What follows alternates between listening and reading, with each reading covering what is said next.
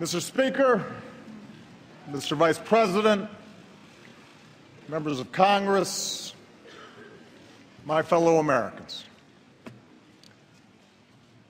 We are 15 years into this new century.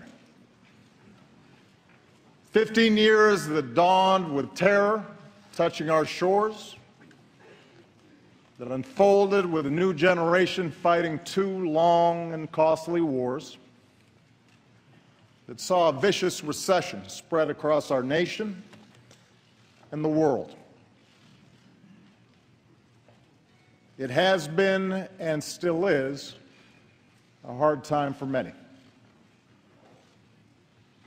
But tonight, we turn the page. Tonight, after a breakthrough year for America, our economy is growing and creating jobs at the fastest pace since 1999.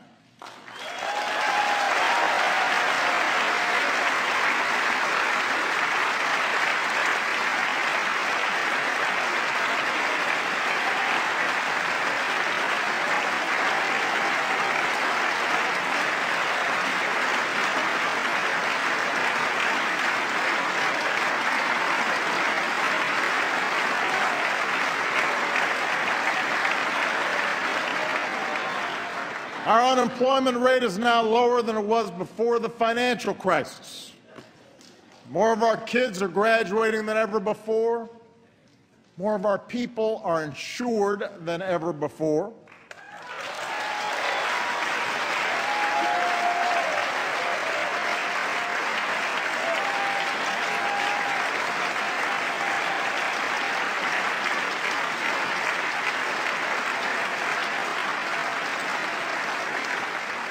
And we are as free from the grip of foreign oil as we've been in almost 30 years.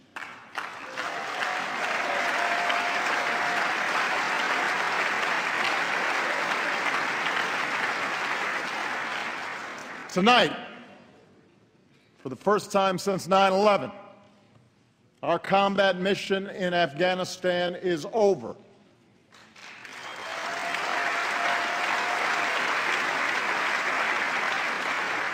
Six years ago, nearly 180,000 American troops served in Iraq and Afghanistan.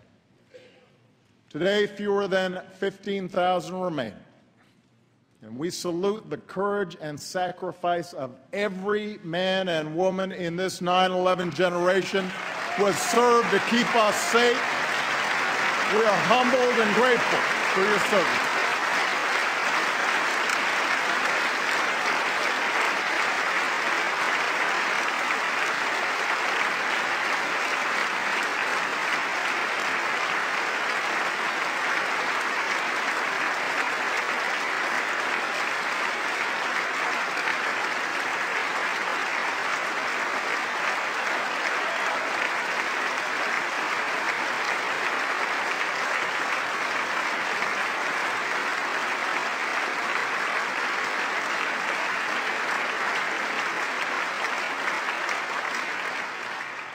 America, for all that we have endured, for all the grit and hard work required to come back, for all the tasks that lie ahead, know this: the shadow of crisis has passed, and the state of the Union is strong.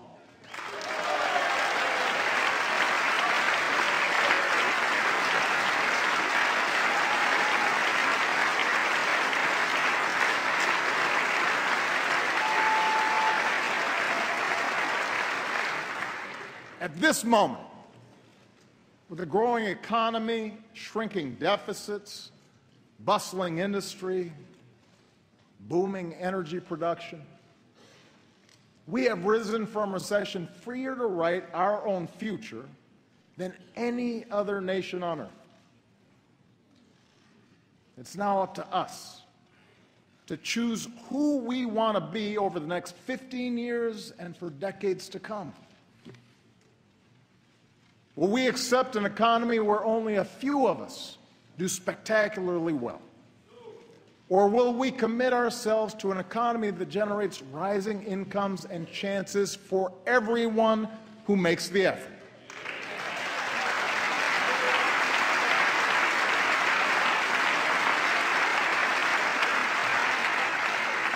Will we approach the world fearful and reactive, dragged into costly conflicts that strain our military and set back our standing?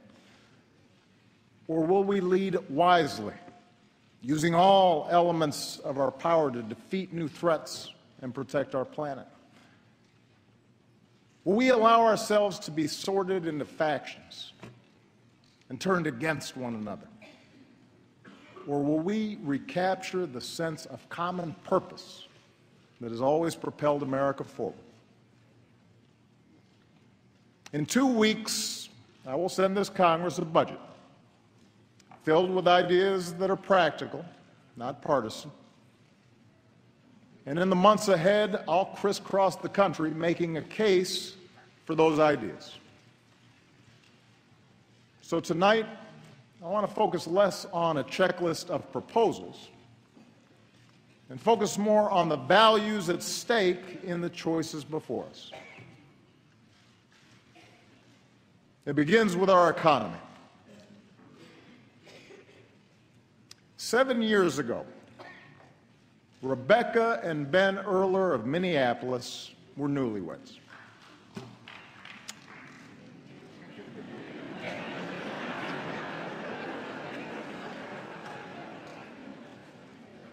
She waited tables, he worked construction. Their first child, Jack, was on the way. They were young and in love in America. And it doesn't get much better than that. If only we had known, Rebecca wrote to me last spring, what was about to happen to the housing and construction market. As the crisis worsened, Ben's business dried up, so he took what jobs he could find, even if they kept him on the road for long stretches of time. Rebecca took out student loans and enrolled in community college and retrained for a new career. They sacrificed for each other, and slowly it paid off. They bought their first home. They had a second son, Henry. Rebecca got a better job and then a raise. Ben's back in construction and home for dinner every night. It is amazing, Rebecca wrote, what you can bounce back from when you have to. We are a strong, tight-knit family who has made it through some very, very hard times. We are a strong, tight-knit family who has made it through some very, very hard times. America, Rebecca and Ben's story is our story. They represent the millions who've worked hard and scrimped and sacrificed and retooled. You are the reason that I ran for this office. You are the people I was thinking of 6 years ago today, in the darkest months of the crisis, when I stood on the steps of this Capitol and promised we would rebuild our economy on a new foundation. And it has been your resilience, your effort, that has made it possible for our country to emerge stronger. We believed we could reverse the tide of outsourcing and draw new jobs to our shores. And over the past 5 years, our businesses have created more than 11 million new jobs.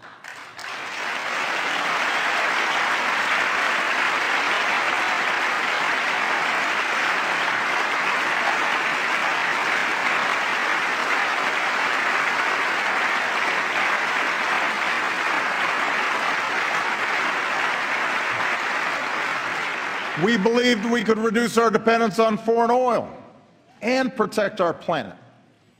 And today, America is #1 in oil and gas.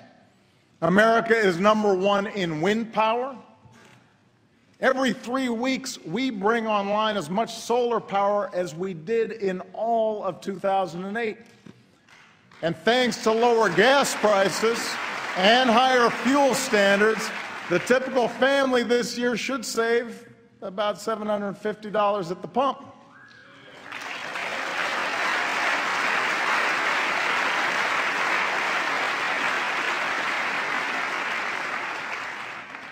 We believed we could prepare our kids for a more competitive world.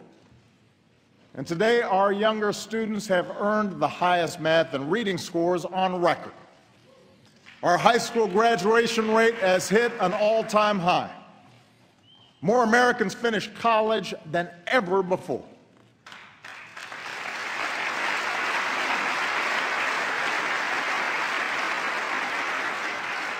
We believed that sensible regulations could prevent another crisis, shield families from ruin, and encourage fair competition. Today, we have new tools to stop taxpayer-funded bailouts and a new consumer watchdog to protect us from predatory lending and abusive credit card practices. And in the past year alone, about 10 million uninsured Americans finally gained the security of health coverage.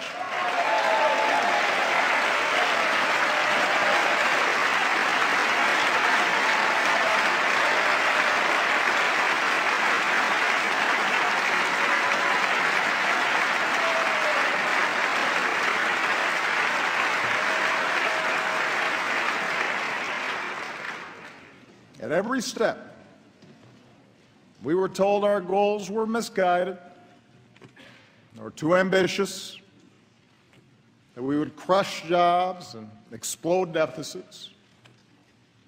Instead, we've seen the fastest economic growth in over a decade, our deficits cut by 2/3, a stock market that has doubled, and healthcare inflation at its lowest rate in 50 years.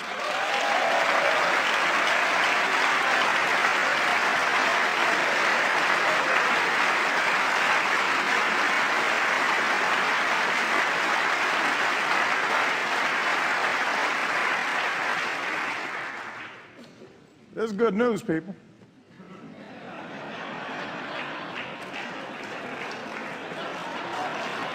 So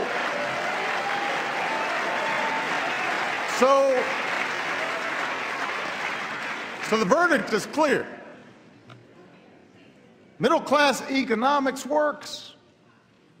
Expanding opportunity works. And these policies will continue to work as long as politics don't get in the way. We can't slow down businesses or put our economy at risk with government shutdowns or fiscal showdowns. We can't put the security of families at risk by taking away their health insurance or unraveling the new rules on Wall Street or refighting past battles on immigration when we've got to fix a broken system. And if a bill comes to my desk that tries to do any of these things, I will veto it. It will have earned my veto.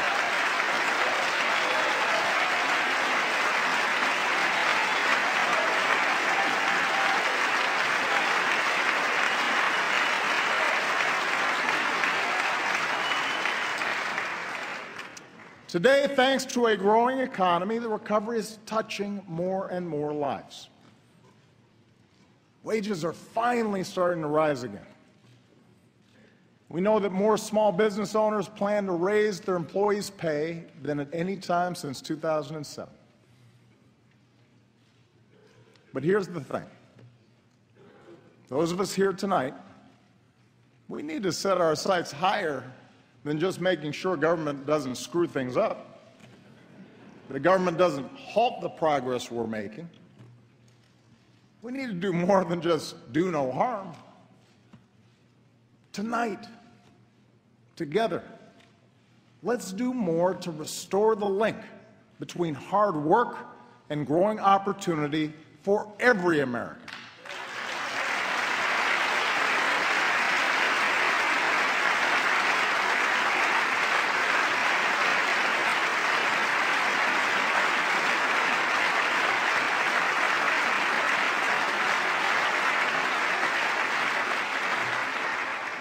because families like Rebecca's still need our help. She and Ben are working as hard as ever, but they've had to forego vacations and a new car so that they can pay off student loans and save for retirement. Friday night pizza, that's a big splurge. Basic child care for Jack and Henry costs more than their mortgage and almost as much as a year at the University of Minnesota. Like millions of hardworking Americans, Rebecca isn't asking for a handout, but she is asking that we look for more ways to help families get ahead. And in fact, at every moment of economic change throughout our history, this country has taken bold action to adapt to new circumstances and to make sure everyone gets a fair shot. We set up worker protections, Social Security, Medicare, Medicaid, to protect ourselves from the harshest adversity. We gave our citizens schools and colleges, infrastructure, and the internet, tools they needed to go as far as their efforts and their dreams will take them. That's what middle-class economics is. The idea that this country does best when everyone gets their fair shot. Everyone does their fair share. Everyone plays by the same set of rules.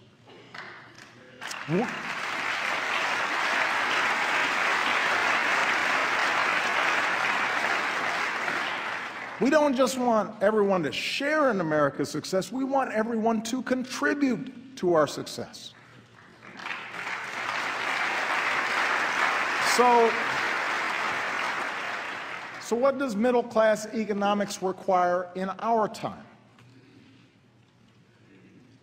First, middle-class economics means helping working families feel more secure in a world of constant change. It means helping folks afford child care, college, health care, a home, retirement. And my budget will address each of these issues, lowering the taxes of working families and putting thousands of dollars back into their pockets each year.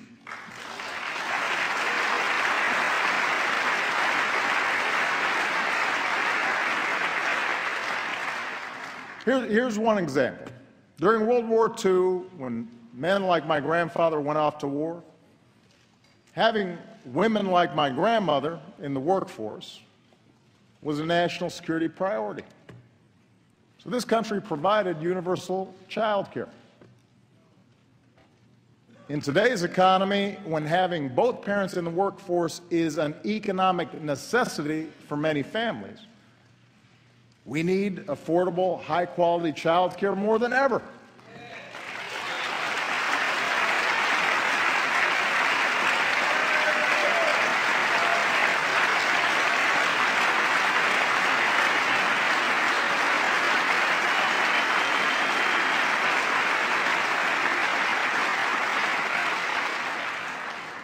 It's not a nice to have, it's a must have.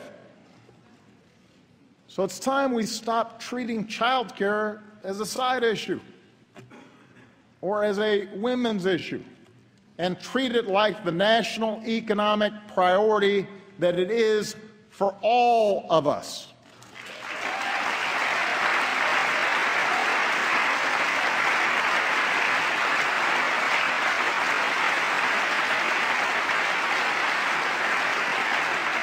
And that's why my plan will make quality child care more available and more affordable for every middle-class and low-income family with young children in America by creating more slots and a new tax cut of up to $3,000 per child per year.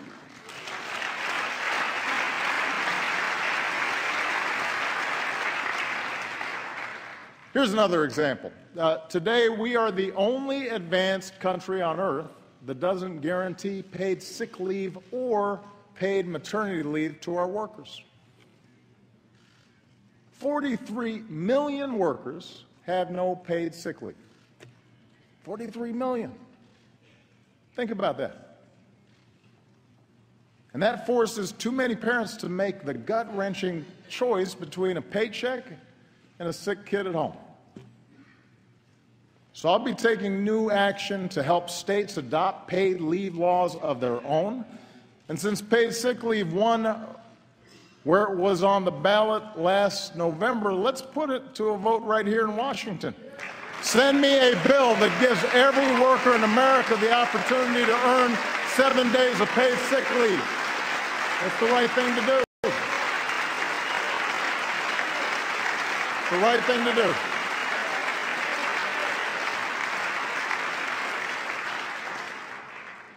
Of course, nothing helps families make ends meet like higher wages.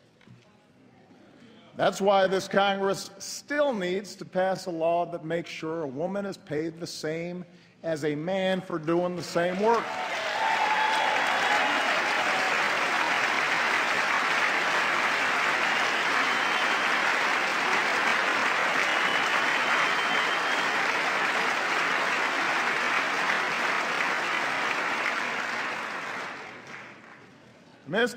It's 2015. It's time. We still need to make sure employees get the overtime they've earned. And everyone in this Congress who still refuses to raise the minimum wage, I say this: if you truly believe you could work full-time and support a family on less than $15,000 a year, try it. If not, vote to give millions of the hardest working people in America a raise.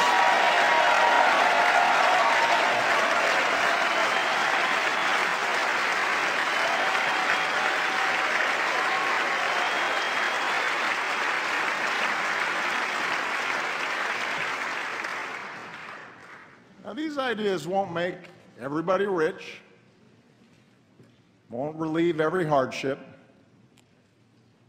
That's not the job of government. To give working families a fair shot, we still need more employers to see beyond next quarter's earnings and recognize that investing in their workforce is in their company's long-term interest. We still need laws that strengthen rather than weaken unions and give American workers a voice.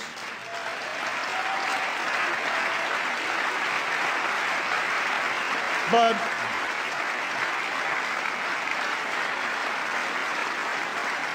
you know,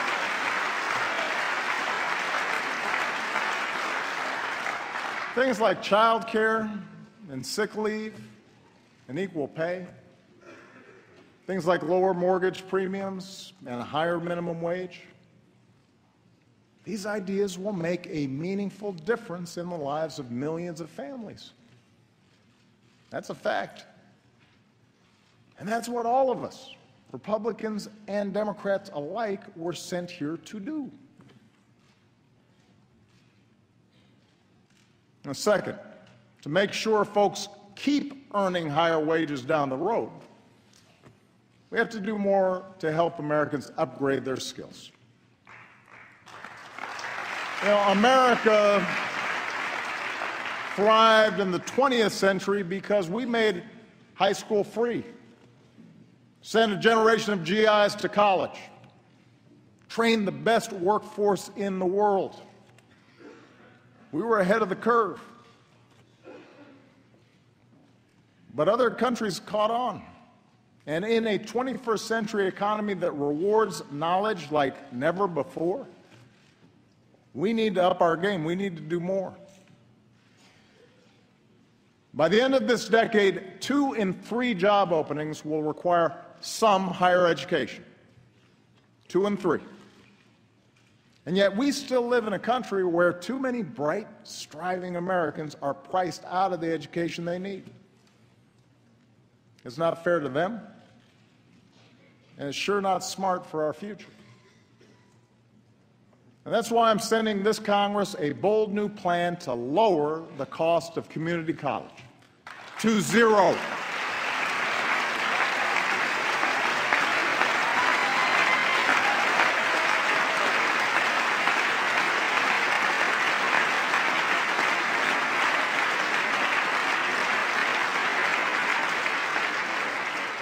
Keep in mind, 40% of our college students choose community college. Some are young and starting out. Some are older and looking for a better job. Some are veterans and single parents trying to transition back into the job market. Whoever you are, this plan is your chance to graduate ready for the new economy without a load of debt. Understand, you've got to earn it. You've got to keep your grades up and graduate on time. Tennessee, a state with Republican leadership, and Chicago, a city with Democratic leadership, are showing that free community college is possible.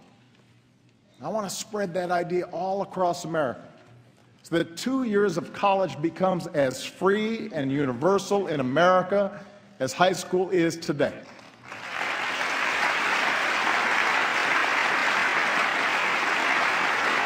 Let's stay ahead of the curve.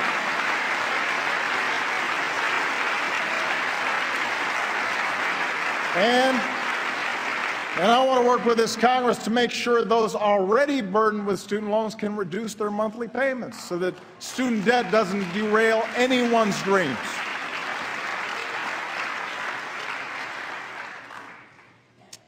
Thanks to Vice President Biden's great work to update our job training system, we're connecting community colleges with local employers to train workers to fill high-paying jobs like coding and nursing and robotics.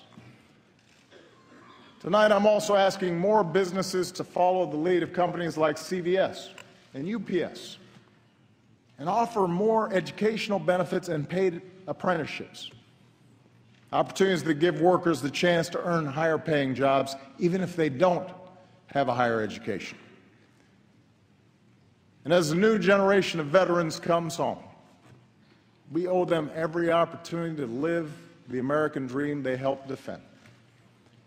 Already we've made strides towards ensuring that every veteran has access to the highest quality care. We're slashing the backlog that had too many veterans waiting years to get the benefits they need. And we're making it easier for vets to translate their training and experience into civilian jobs. And joining forces, the national campaign launched by Michelle and Jill Biden. Thank you, Michelle. Thank you, Jill. Has helped nearly 700,000 veterans and military spouses get a new job.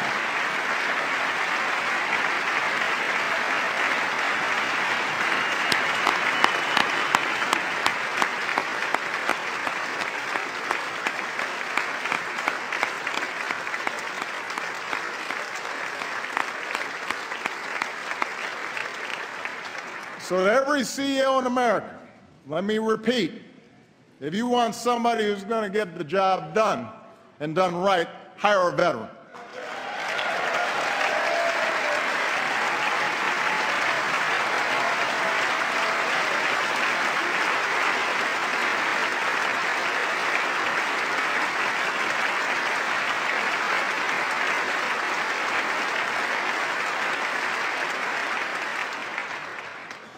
Finally, as we better train our workers, we need the new economy to keep churning out high-wage jobs for our workers to fill. Since 2010, America has put more people back to work than Europe, Japan, and all advanced economies combined.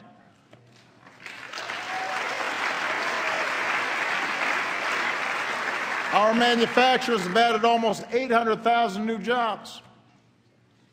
Some of our bedrock sectors, like our auto industry, are booming. But there are also millions of Americans who work in jobs that didn't even exist 10 or 20 years ago. Jobs at companies like Google and eBay and Tesla. So no one knows for certain which industries will generate the jobs of the future. But we do know we want them here in America. We know that.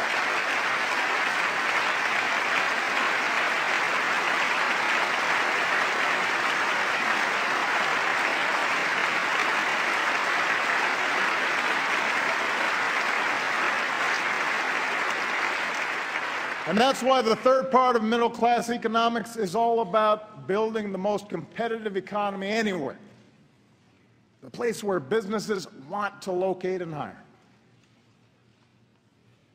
21st century businesses need 21st century infrastructure, modern ports and stronger bridges, faster trains, and the fastest internet.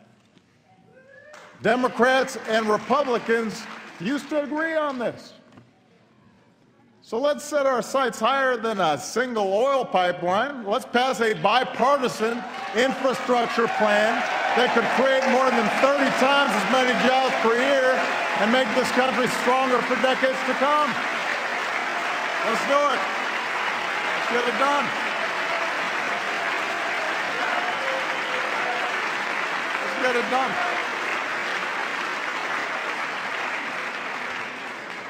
'21st century businesses, including small businesses, need to sell more American products overseas. Today, our businesses export more than ever, and exporters tend to pay their workers higher wages. But as we speak, China wants to write the rules for the world's fastest growing region. That would put our workers and our businesses at a disadvantage. Why would we let that happen? We should write those rules. We should level the playing field. That's why I'm asking both parties to give me trade promotion authority to protect American workers with strong new trade deals from Asia to Europe that aren't just free, but are also fair. It's the right thing to do.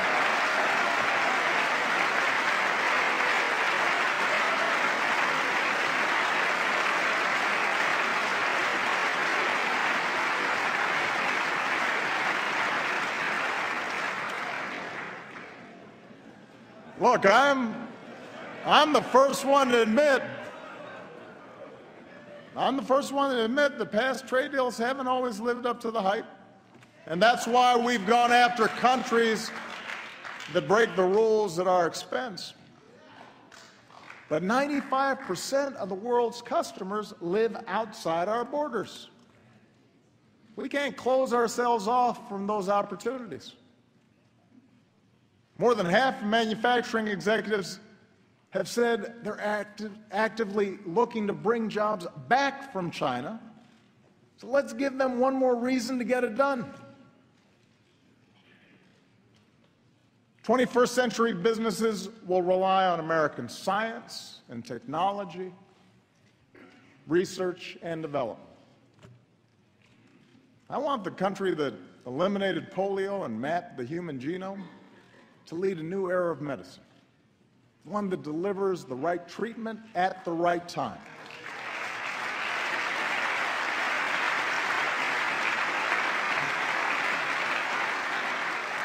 In some patients with cystic fibrosis, this approach has reversed a disease once thought unstoppable. So tonight I'm launching a new precision medicine initiative to bring us closer to curing diseases like cancer and diabetes, and to give all of us access to the personalized information we need to keep ourselves and our families healthier. We can do this.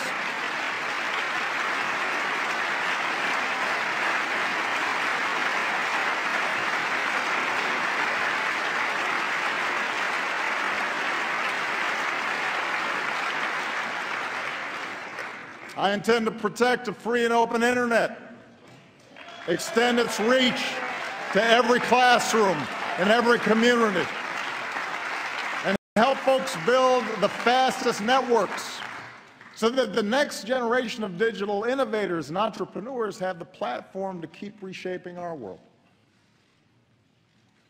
I want Americans to win the race for the kinds of discoveries that unleash new jobs, converting sunlight into liquid fuel, creating revolutionary prosthetics so that a veteran who gave his arms for his country can play catch with his kids again.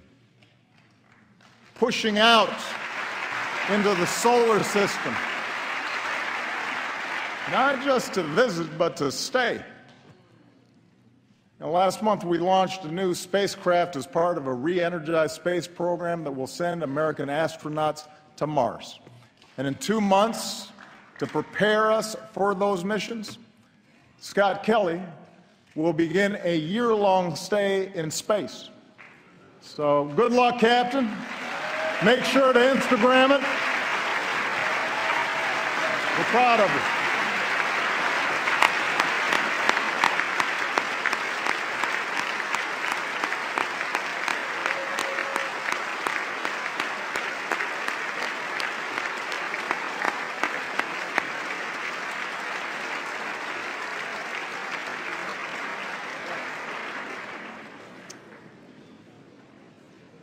Now, the truth is, when it comes to issues like infrastructure and basic research, I know there's bipartisan support in this chamber.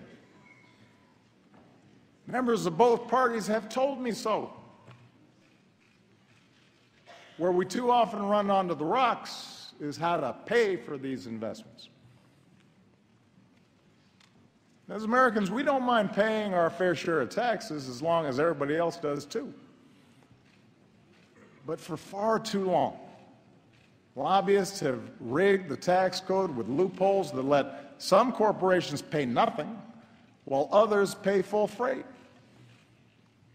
They've riddled it with giveaways that the super rich don't need while denying a break to middle-class families who do.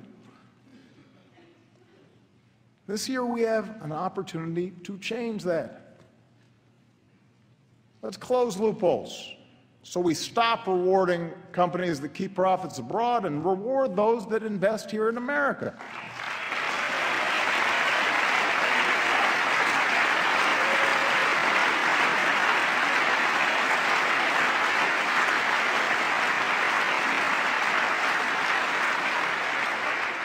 Let's use those savings to rebuild our infrastructure and to make it more attractive for companies to bring jobs home. Let's simplify the system and let a small business owner file based on her actual bank statement instead of the number of accountants she can afford.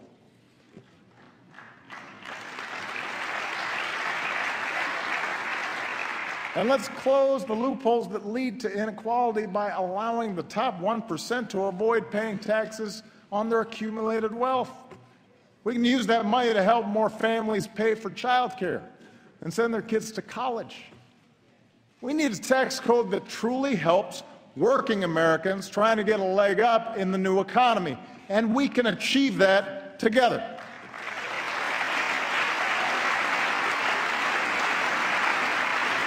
We can achieve it together.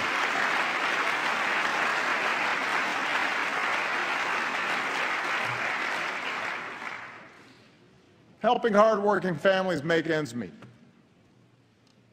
Giving them the tools they need for good-paying jobs in this new economy.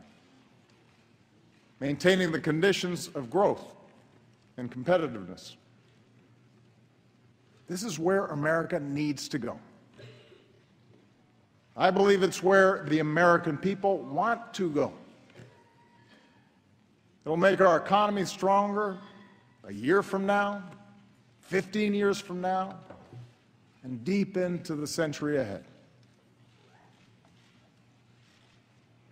Of course, if there's one thing this new century has taught us, is that we cannot separate our work here at home from challenges beyond our shores. My first duty as Commander-in-Chief is to defend the United States of America. And in doing so, the question is not whether America leads in the world, but how. When we make rash decisions, reacting to the headlines instead of using our heads, when the first response to a challenge is to send in our military, then we risk getting drawn into unnecessary conflicts and neglect the broader strategy we need for a safer, more prosperous world. That's what our enemies want us to do. I believe in a smarter kind of American leadership. We lead best when we combine military power with strong diplomacy. when we leverage our power with coalition building, when we don't let our fears blind us to the opportunities that this new century presents.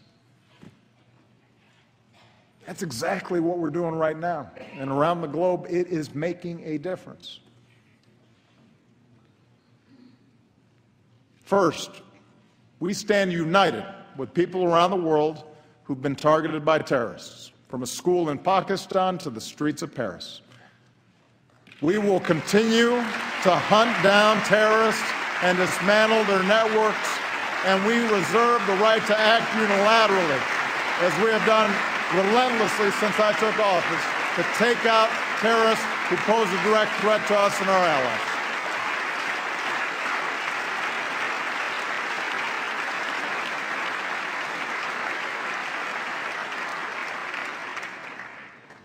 At the same time, we've learned some costly lessons over the last 13 years. Instead of Americans patrolling the valleys of Afghanistan, we've trained their security forces, who've now taken the lead. And we've honored our troops' sacrifice by supporting that country's first democratic transition.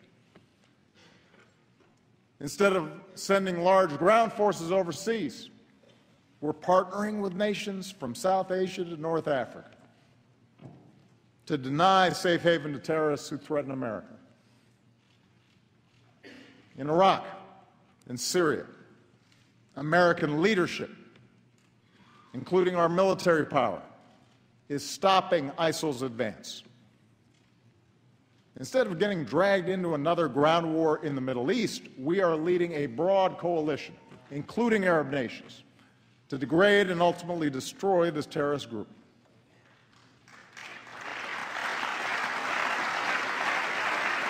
We're also supporting a moderate opposition in Syria that can help us in this effort, and assisting people everywhere who stand up to the bankrupt ideology of violent extremism. Now, this effort will take time. It will require focus. But we will succeed.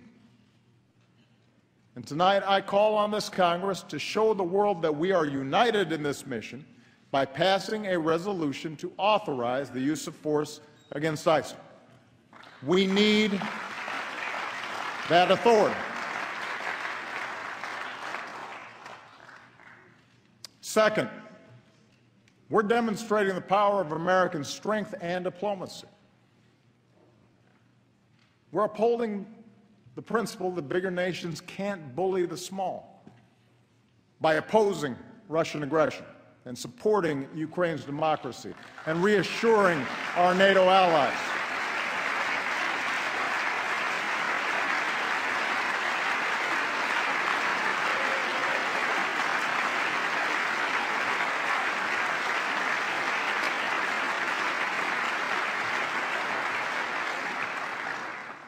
Last year, as we were doing the hard work of imposing sanctions, along with our allies, as we were reinforcing our presence with the frontline states, Mr. Putin's aggression, it was suggested, was a masterful display of strategy and strength. That's what I heard from some folks. Well, today, it is America that stands strong and united with our allies, while Russia is isolated with its economy in tatters. That's how America leads, not with bluster, but with persistent, steady resolve.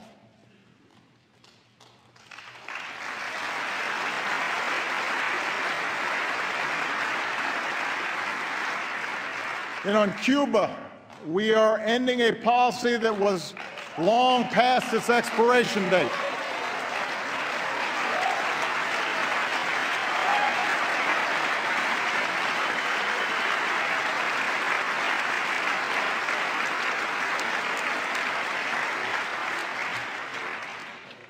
When what you're doing doesn't work for 50 years, it's time to try something new.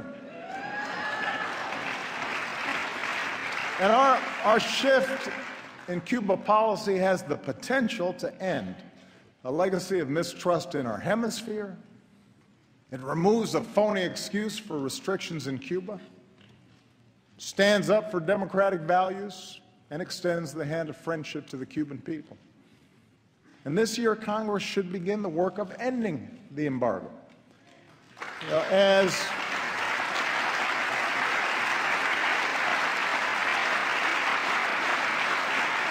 His Holiness Pope Francis has said, diplomacy is the work of small steps. These small steps have added up to new hope for the future in Cuba. And after years in prison, we are overjoyed that Alan Gross is back where he belongs. Welcome home, Alan. We're glad you're here.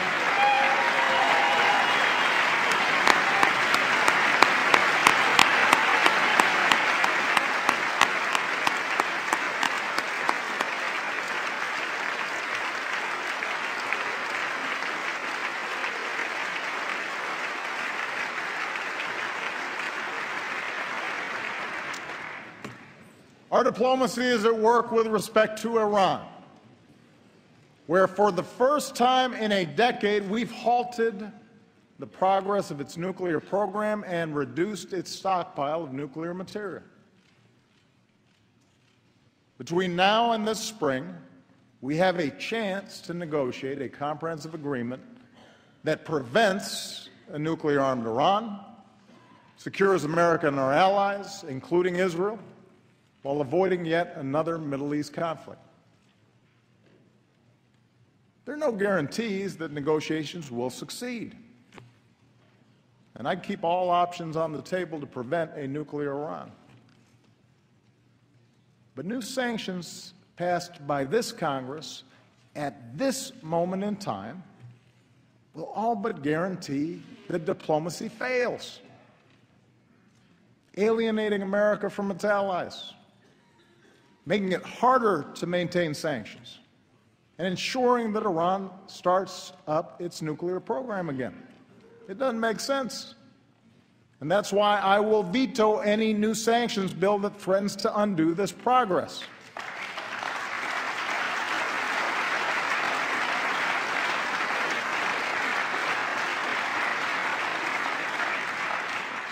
The American people expect us only to go to war as a last resort. And I intend to stay true to that wisdom. Third, we're looking beyond the issues that have consumed us in the past to shape the coming century. No foreign nation, no hacker should be able to shut down our networks, steal our trade secrets, or invade the privacy of American families, especially our kids.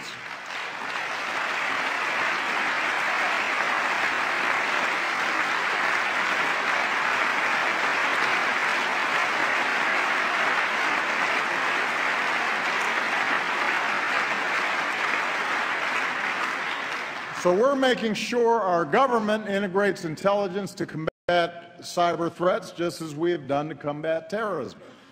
And tonight I urge this Congress to finally pass the legislation we need to better meet the evolving threat of cyber attacks, combat identity theft, and protect our children's information. That should be a bipartisan effort.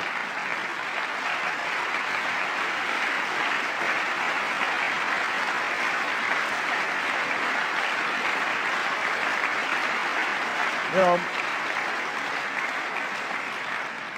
if we don't act, we'll leave our nation and our economy vulnerable. If we do, we can continue to protect the technologies that have unleashed untold opportunities for people around the globe. In West Africa, our troops, our scientists, our doctors, our nurses, our healthcare workers are rolling back Ebola, saving countless lives and stopping the spread of disease.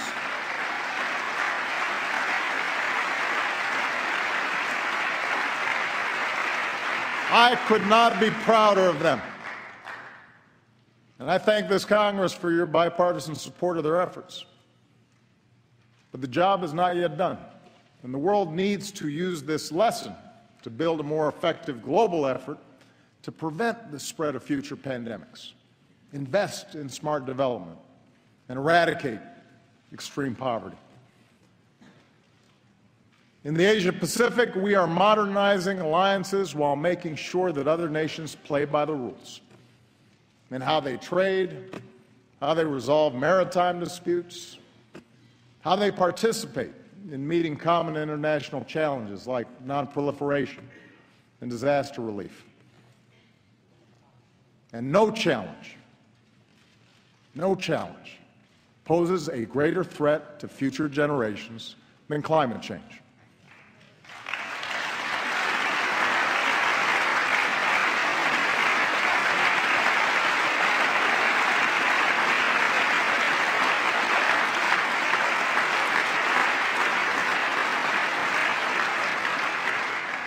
2014 was the planet's warmest year on record.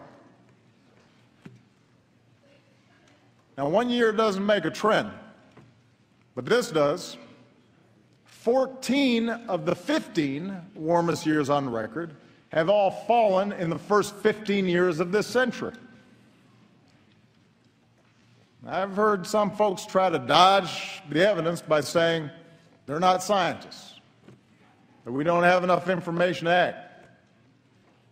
Well, I'm not a scientist either. But you know what? I know a lot of really good scientists at NASA and at NOAA and at our major universities. And the best scientists in the world are all telling us that our activities are changing the climate. And if we don't act forcefully, we'll continue to see rising oceans, longer, hotter heat waves, dangerous droughts and floods, and massive disruptions that can trigger greater migration and conflict and hunger around the globe. The Pentagon says that climate change poses immediate risks to our national security. We should act like it. And that's why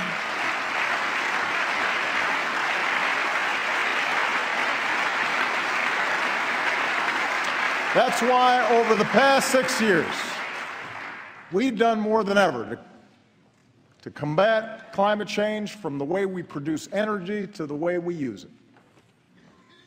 That's why we've set aside more public lands and waters than any administration in history. And that's why I will not let this Congress endanger the health of our children by turning back the clock on our efforts. I am determined to make sure that American leadership drives international action.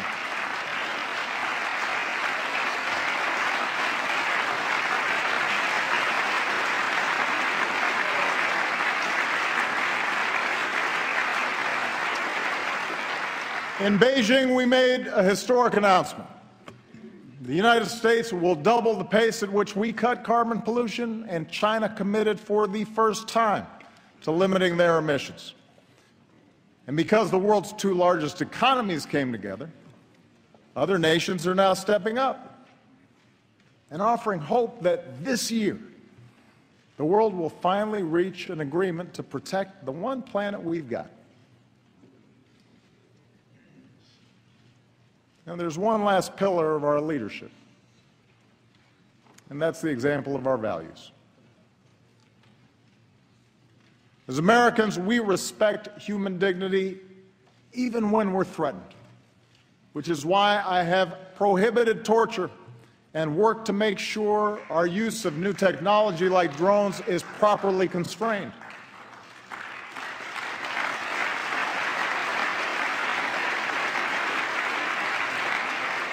It's why we speak out against the deplorable anti-Semitism that has resurfaced in certain parts of the world. It's why we continue to reject offensive stereotypes of Muslims, the vast majority of whom share our commitment to peace. That's why we defend free speech and advocate for political prisoners and condemn the persecution of women or religious minorities or people who are lesbian, gay, bisexual, or transgender. We do these things not only because they are the right thing to do, but because ultimately they will make us safer.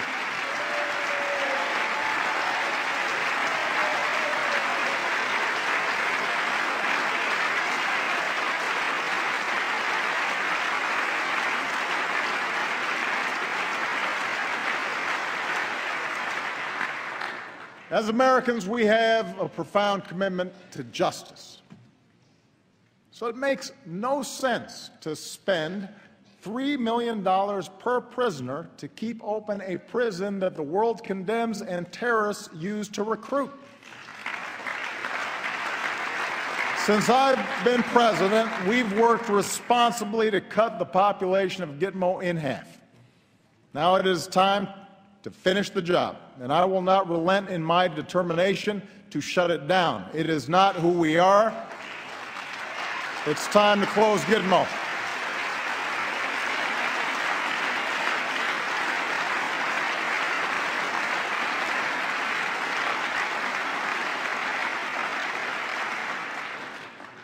As Americans, we cherish our civil liberties, and we need to uphold that commitment if we want maximum cooperation from other countries and industry in our fight against terrorist networks. So while some have moved on from the debates over our surveillance programs, I have not. As promised, our intelligence agencies have worked hard with the recommendations of privacy advocates to increase transparency and build more safeguards against potential abuse. And next month, we'll issue a report on how we're keeping our promise to keep our country safe while strengthening privacy. Looking to the future instead of the past. Making sure we match our power with diplomacy and use force wisely. Building coalitions to meet new challenges and opportunities. Leading always with the example of our values. That's what makes us exceptional. That's what keeps us strong. That's why we have to keep striving to hold ourselves to the highest of standards, our own. You know, just over a decade ago, I gave a speech in Boston where I said there wasn't a liberal America or a conservative America, a black America or a white America, but a United States of America. I said this because I had seen it in my own life, in a nation that gave someone like me a chance. Because I grew up in Hawaii, a melting pot of races and customs. Because I made Illinois my home, a state of small towns, rich farmland, one of the world's great cities, a microcosm of the country where Democrats and Republicans and independents, good people of every ethnicity and every faith, share certain bedrock values. Over the past 6 years, the pundits have pointed out more than once that my presidency hasn't delivered on this vision. How ironic, they say, that our politics seems more divided than ever. It's held up as proof, not just of my own flaws, of which there are many, but also as proof that the vision itself is misguided, naive, that there are too many people in this town who actually benefit from partisanship and gridlock for us to ever do anything about it.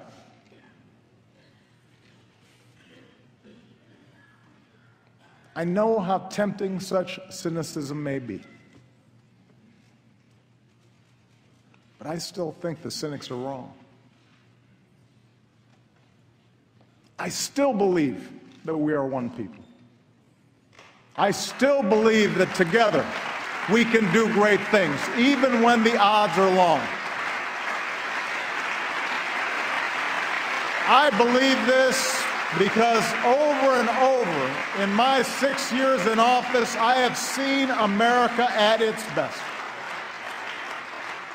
I've seen the hopeful faces of young graduates from New York to California, our newest officers at West Point, Annapolis, Colorado Springs, New London. I've mourned with grieving families in Tucson and Newtown, in Boston, in West Texas, and West Virginia. I've watched Americans beat back adversity from the Gulf Coast to the Great Plains, from Midwest assembly lines to the Mid-Atlantic seaboard. I've seen something like gay marriage go from a wedge issue used to drive us apart to a story of freedom across our country, a civil right now legal in states that 7 in 10 Americans call home.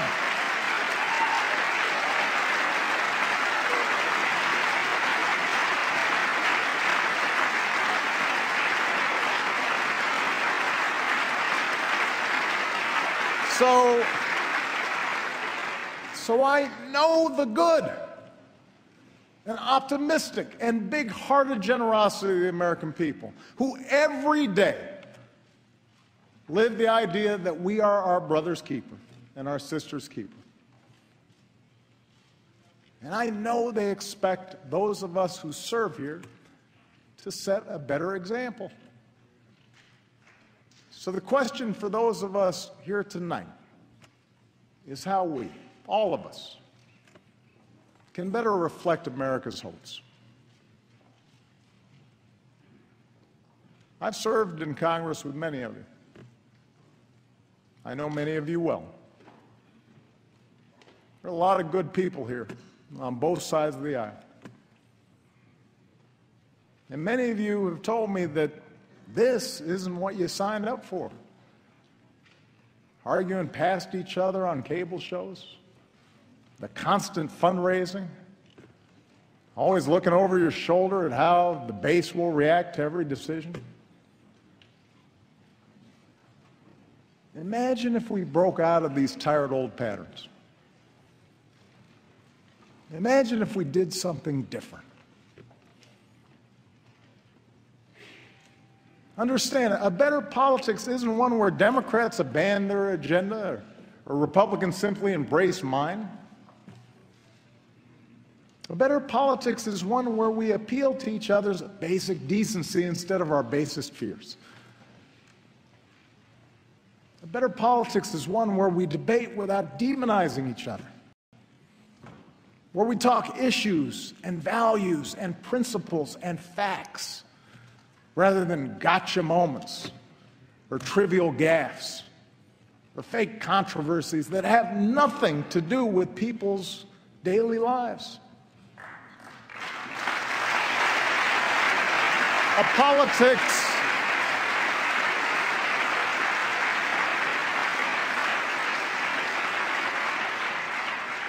better politics is one where we spend less time drowning in dark money for ads that pull us into the gutter and spend more time lifting young people up with a sense of purpose and possibility, asking them to join in the great mission of building America. If we're going to have arguments, let's have arguments, but let's make them debates worthy of this body and worthy of this country. We still may not agree on a woman's right to choose, but surely we can agree it's a good thing that teen pregnancies and abortions are nearing all-time lows and that every woman should have access to the health care that she needs.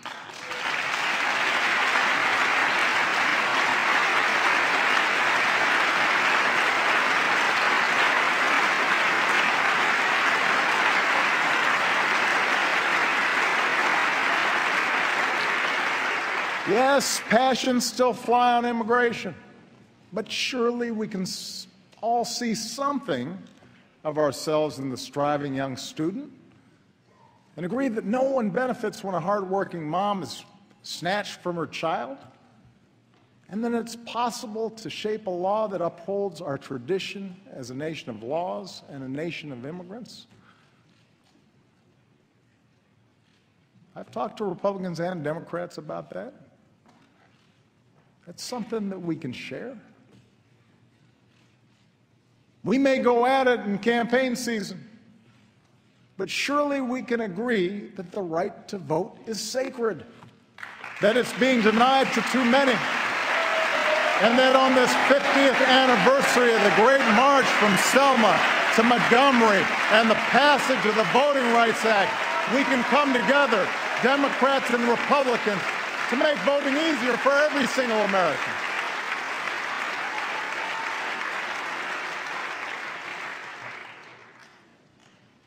We may have different takes on the events of Ferguson and New York, but surely we can understand a father who fears his son can't walk home without being harassed. And surely we can understand the wife who won't rest until the police officer she married walks through the front door at the end of his shift. And surely we can agree that it's a good thing that for the first time in 40 years, the crime rate and the incarceration rate have come down together. And use that as a starting point for Democrats and Republicans, community leaders and law enforcement to reform America's criminal justice system so that it protects and serves all of us.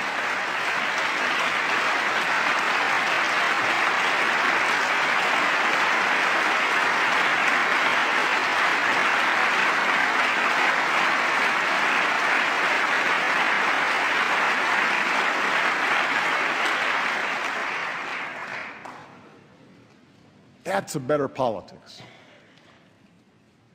That's how we start rebuilding trust. That's how we move this country forward. That's what the American people want. And that's what they deserve.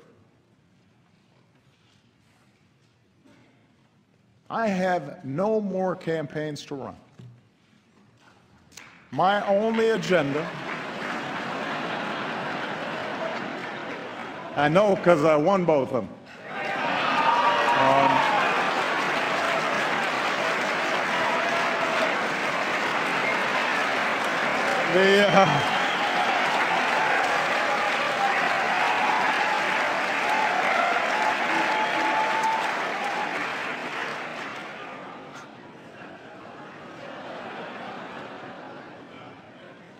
My only agenda for the next 2 years is the same as the one I've had since the day I swore an oath on the steps of this Capitol: to do what I believe is best for America.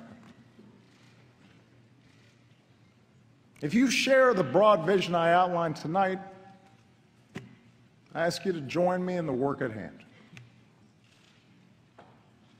If you disagree with parts of it, I hope you'll at least work with me where you do agree. And I commit to every Republican here tonight that I will not only seek out your ideas, I will seek to work with you to make this country stronger.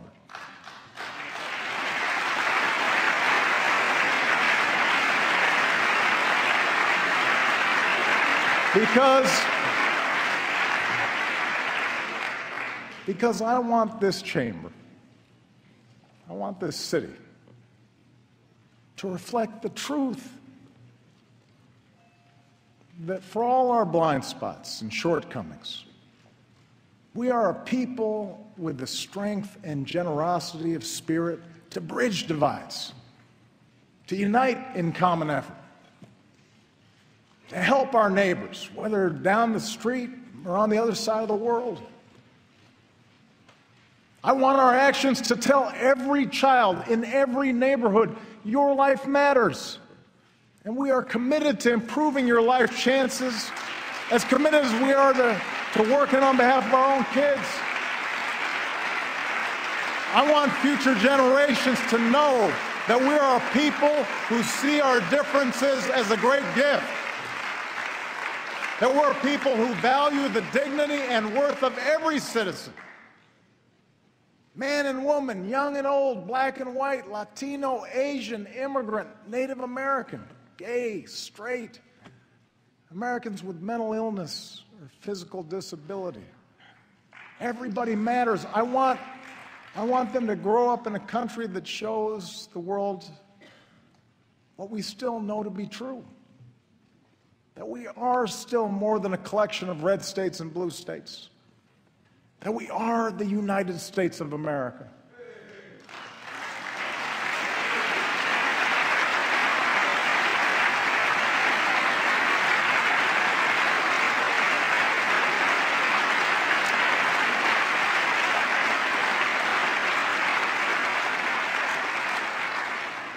I want them to grow up in a country where a young mom